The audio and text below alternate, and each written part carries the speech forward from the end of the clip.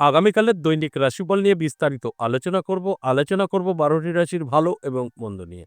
এটা অতি পরিচিত প্রোগ্রাম। প্রত্যেকটা দিন আমি দৈনিক রাশিফল নিয়ে আলোচনা করি আপনাদের অ্যালার্ট করার জন্য। আগামীকাল 19শে ফেব্রুয়ারি বৃহস্পতিবার, দ্বিতীয়া তিথি, পূর্ব ভাদ্রপদের নক্ষত্র, সিদ্ধ যোগ ও জন্মরাশি কুম্ভ। এবার 12টি রাশিকে নিয়ে বিস্তারিত আলোচনা করব। কোন কোন দিক থেকে ভালো, কোন কোন দিক থেকে খারাপ, সবটাই বোঝানোর চেষ্টা করব এবং শেষ পর্যন্ত যদি আপনি প্রোগ্রামটা দেখতে পারেন তাহলে জানতে পারবেন লাকি নাম্বার, শুভ সময়, অশুভ সময়, রাহু কাল যাকে বলা হয়, সবটাই আমি কিন্তু আলোচনা করব। এতে বেশ কিছু রাশির জাতক জাতিকাদের এই শুভ সংখ্যা, রাহুকাল এবং শুভ সময় কাজে আসবে, তাই সঙ্গে থাকার অনুরোধ রইল।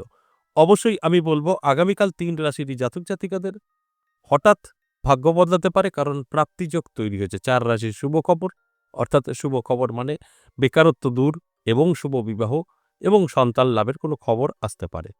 আর 5 রাশি অবশ্যই সাবধান থাকতে বলবো, কারণ এটাই আমাদের হয়ে থাকে। প্রত্যেকটা রাশির কখনো ভালো যায় না। প্রত্যেকটা দিন কোনো কোনো রাশির খারাপ যাবে, কোনো কোনো রাশির ভালো যাবে। এইভাবেই আমাদের এই জগৎ সংসার চলছে। আর সেগুলো আমাদের মেনে নিতে হবে। আর আমি আগাম জানানোর চেষ্টা করি এই আলোচনার মাধ্যমে যে আপনার রাশি যদি এই হয় আপনি সাবধান থাকুন। আপনার রাশি যদি এই হয় আপনি ঝাঁপিয়ে পড়ুন। আপনার ভাগ্য চমকাবে। এই জানানোর কাজটা আমি করি। আর তারপর যারা আমার এই আলোচনা শুনে নিজেদেরকে তৈরি করতে পারে তাদের জীবন অবশ্যই বদলায়। এতে কোনো সন্দেহ নেই। এগুলো বহুবার প্রমাণিত। তাই সঙ্গে থাকার অনুরোধ রইল। আলোচনা করব, আলোচনা থাকবে। তার আগে আমার সাথে কিভাবে যোগাযোগ করবেন সে বিষয়টা একটু বলে নিই। নমস্কার, জয় মা কামাখ্যা, জয় মা তারা। যারা ভীষণভাবে বিপদে পড়েছেন, বহু জায়গায় গেছেন বা এখনো সঠিক মানুষ খুঁজে পাননি, তাদের উদ্দেশ্যে বলব একবার হলেও আমার সাথে সাক্ষাৎ করতে পারেন। সেখানে দাঁড়িয়ে কিন্তু আপনাদের জীবনের পরিবর্তন অবশ্যই বদলাতে পারে। এটা আমি সবসময় গ্যারান্টি দিয়ে বলতে পারি। কারণ আমি বিদ্যার উপরে নির্ভরশীল নয় যে তান্ত্রিক বা আপনার অ্যাস্ট্রোলজি, তা নয়। কারণ প্রত্যেকের সমস্যা আলাদা, আলাদা। তাই প্রত্যেকের সমস্যার সমাধানটাও আলাদা, আলাদা। একজন ব্যক্তি সকলকেই পরিষেবা দিতে পারে না। সেই কথা মাথায় রেখেই আমি রেইকি ট্রেনার, মাইন্ড ট্রেনার এবং অ্যাস্ট্রোলজি, তন্ত্র। তাই যে কারণে আমি বলি আপনার যেকোনো সমস্যা সমাধান অবশ্যই সম্ভব। শুধু যোগাযোগটা আপনার করতে হবে। কিভাবে যোগাযোগ করবেন? দেখুন স্ক্রিনে দেওয়া একটি নাম্বার আছে 62 দিয়ে। এই 62 নাম্বারটা হচ্ছে কলিং নাম্বার। আপনি নাম্বারটা সেভ করুন, কল করুন, নামটা লিখে দিন। যদি মনে হয় সরাসরি চেম্বারে এসে দেখা করবেন সেক্ষেত্রে আপনাকে নদিয়া বীরনগর আসতে হবে আর তারাপীঠ।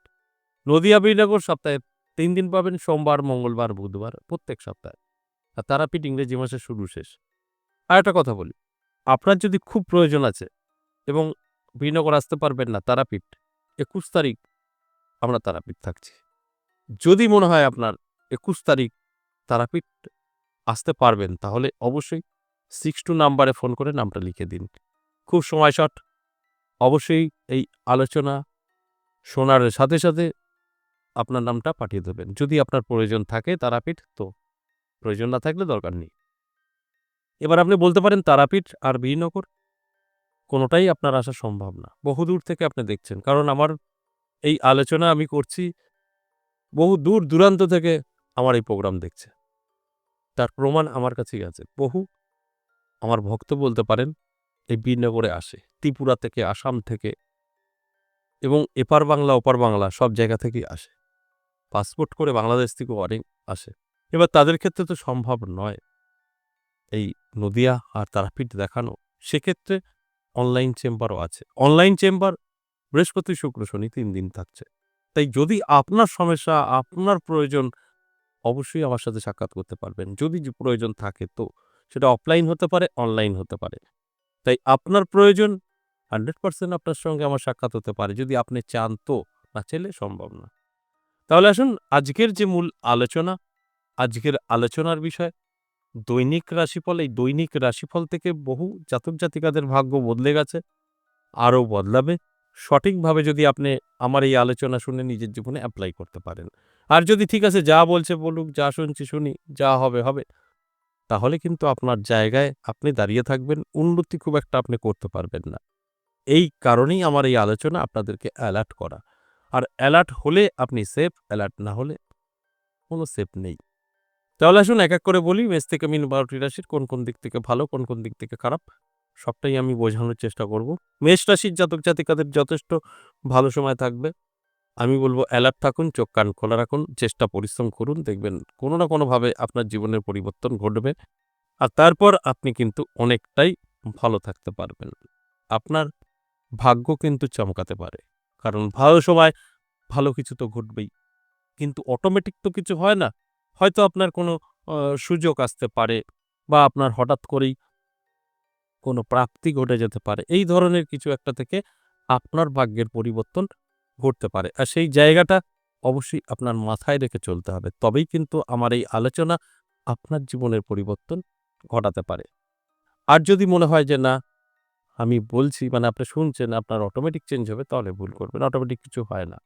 তাই মেষ রাশির জন্য যথেষ্ট ভালো আগামীকাল। বৃষ রাশির জাতক-জাতিকাদের ক্ষেত্রে যদি বলি, একটু সাবধান থাকবেন। ভালো তো অবশ্যই খারাপ কিছু নেই। তবে আর্থিক এবং স্বাস্থ্য কিছুটা সমস্যা আপনাকে ফেলতে পারে। এই দুটো জিনিস যদি আপনি কন্ট্রোল করতে পারেন তাহলে কিন্তু সম্পূর্ণভাবে সেফ থাকতে পারবেন। তাই আমি বলব অবশ্যই এই দুটো দিক একটু এলার্ট থাকার চেষ্টা করুন। মিথুন রাশির জাতক-জাতিকাদের কিন্তু মধ্যম থাকবে। অর্থাৎ ভালো এবং মন্দ। ব্যবসা একটু মন্দা যাবে। কিন্তু অন্যান্য দিক থেকে আপনার পুষিয়ে যাবে। অর্থাৎ আপনার খরচাটা কিন্তু কন্ট্রোলে চলে আসবে এবং কিন্তু একটা মানসিক চাপ থাকবে না এবং মন মানসিকতা ভালো থাকবে। তাই আপনার যদিও একটু খারাপ চলে, সেটা আপনার বড় কোনো ক্ষতি হবে না।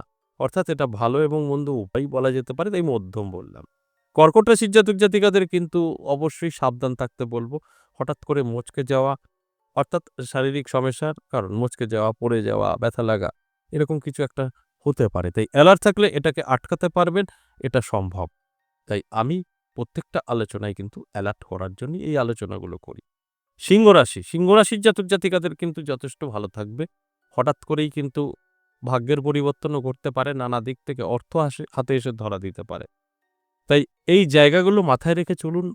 আমার প্রত্যেকটা কথা আপনি মিলিয়ে নিতে পারবেন। কন্যা রাশি, সাবধান থাকুন। স্বাস্থ্য সাথ দেবে না। স্বাস্থ্যের প্রবলেম আসতে পারে। সেখানে দাঁড়িয়ে আপনার কিন্তু কিছু অর্থও নষ্ট হতে পারে। তাই অ্যালার্ট করার জন্যই আমার এই আলোচনা। অ্যালার্ট থাকলে এটাকে আটকাতে পারবেন। আর তা না হলে যে কথাগুলো বলছি এগুলো কিছু না কিছু নেগেটিভ আপনার সঙ্গে ঘটতে পারে। তুলা রাশির ক্ষেত্রে বলব আ আপনার কিন্তু ভালো সময় থাকছে। তুলা রাশির জাতক-জাতিকাদের হঠাৎ করেই আর্থিক উন্নতি হতে পারে, আটকে থাকা কাজ ক্লিয়ার হতে পারে এবং সমস্ত কাজে আগামীকাল কিন্তু সাকসেস আসতে পারে। যেকোনো কাজে আপনি কিন্তু সাকসেস পেতে পারেন। তাই এটা অত্যন্ত ভালো সময় এবং পজিটিভ সময়। তাই চোখ কান খোলা রাখুন, অ্যালার্ট থাকুন। বৃশ্চিক রাশির জাতক-জাতিকাদের ক্ষেত্রে যদি বলি, তাহলে বলব অবশ্যই আপনি একটু সচেতন থাকুন। আপনার সময়টা খুব একটা ভালো নয়। হঠাৎ করে বদনাম, সমালোচনা, মান-যশ খ্যাতি কমে যাওয়া এগুলো কিন্তু অবশ্যই কন্ট্রোল করতে হবে। তবেই আপনি সেফ থাকবেন। ধনুরাশি প্রাপ্তিযোগ। হঠাৎ ভাগ্য বদলাতে পারে, নানা দিক থেকে অর্থ আসতে পারে। সেই জায়গাগুলো অবশ্যই মাথায় রেখে চলতে হবে। তাহলেই আপনি কিন্তু সেফ থাকবেন এবং ভালো থাকবেন। মকর রাশি ভীষণ শুভ সময়। মকর রাশির জাতক-জাতিকাদের কিন্তু প্রাপ্তিযোগে ভাগ্য বদলাতে পারে। নানাভাবে কিন্তু আপনি অর্থকে আকর্ষিত করতে পারেন। সেই জায়গাগুলো কিন্তু অবশ্যই আপনার মাথায় রেখে চলতে হবে। অর্থাৎ আপনার সময় ভালো, এই ভালো সময়টাকে ভালো কাজে ব্যবহার করতে হবে। সেখান থেকে আমাদের বেনিফিট 100% থাকে। এবং কুম্ভ রাশির জাতক-জাতিকাদের বলব ভীষণভাবে খারাপ সময় থাকবে। আপনার অর্থ নষ্ট হতে পারে, মান-যশ খ্যাতি কমে যেতে পারে, নানাভাবে চাপ তৈরি হতে পারে। যে চাপ আপনার জীবনে অনেকটাই পিছিয়ে দিতে পারে। তাই আমি বলব অবশ্যই অ্যালার্ট থাকতে, চোখ কান খোলা রাখতে এবং চেষ্টা ও পরিশ্রম করুন। সেক্ষেত্রে কিছুটা ভালো থাকার অবশ্যই আপনার রাস্তা খুঁজে পেতে পারেন। সর্বশেষ মীন রাশি। মীন রাশির জাতক-জাতিকাদের কিন্তু শরীর স্বাস্থ্য নিয়ে একটু চিন্তার বিষয় হতে পারে, অন্যান্য দিক থেকে যথেষ্ট ভালো থাকবে। তাই আমি এই আলোচনা থেকে আপনাদের অ্যালার্ট করার চেষ্টা করি। আপনারা অ্যালার্ট থাকলে এই সবটা আপনার কন্ট্রোলে নিয়ে আসতে পারবেন। এই যে মেষ থেকে মীন ১২ টি রাশিকে নিয়ে আলোচনা করলাম এটা সম্পূর্ণ এভারেজ। এবার আসুন আগামীকালের রাহুকাল সময়। রাহুকাল সময় অনেকের কাজে আসবে, লাকি নাম্বার বলব, এটা অনেকের কাজে আসবে। রাহুকাল সময় দুপুর ১টা ১৭ থেকে দুপুর ২টো ৪৩। সময়টা অবশ্যই রাহুকাল, অশুভ সময়। এছাড়া সারাটা দিন শুভ। এবার আসুন লাকি নাম্বার। লাকি নাম্বার আগামীকালের 9735 এই নাম্বারটা 12টি রাশির জন্যই প্রযোজ্য। আশা করি বুঝতে পেরেছেন। আজ এ পর্যন্তই, আবারও আসবো নেক্সট ভিডিও নিয়ে। ততক্ষণ ভালো থাকুন। নমস্কার।